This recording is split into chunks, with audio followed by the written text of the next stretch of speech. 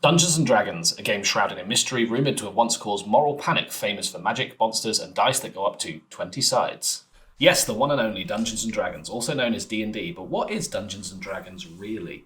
To put it simply, D&D is a cooperative storytelling game. You and your friends, collectively known as the players, embark on adventures in an imaginary world. The twist, you control the unique characters within that world, anything from a sly rogue to a fearless warrior, or even a spell-wielding wizard. But here's where it gets interesting. These characters aren't just walking around making up stories as they go. No.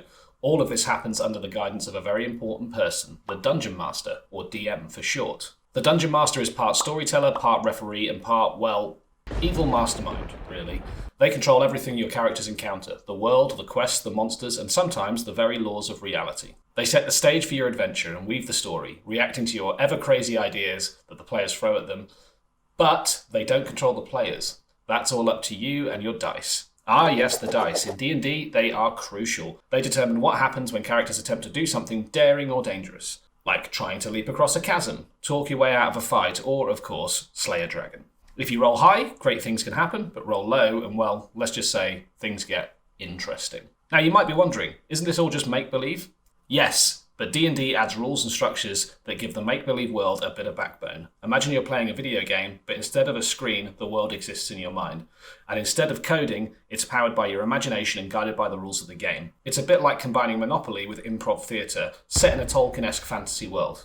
So how do you actually play? When the game begins, the Dungeon Master describes the world around you and presents a scenario. Like, say, you're in a tavern when suddenly a band of goblins burst through the door. It's then up to the player to decide what to do. Maybe you're a warrior and you charge into battle, your rogue hides in the shadows, or a wizard tries to negotiate. Whatever you decide, you describe it, roll your dice and see how things play out. Through scenes like these, a story unfolds and the adventure progresses. Battles might ensue, treasures might be uncovered, a moral dilemma might force you to decide whether to help the helpless or leave them to their fate.